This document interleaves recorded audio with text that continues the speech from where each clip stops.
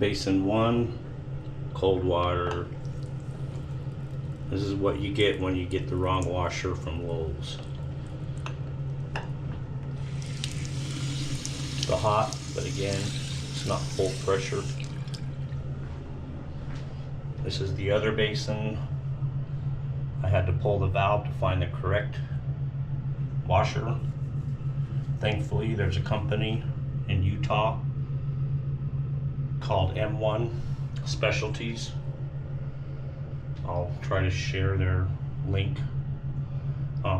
Probably the only plumbing place you should go to in Utah, in my opinion. But anyway, I'm gonna replace all 4 valves. I'll show a picture of the old valve. They're over 30 years old. I'll show you a picture.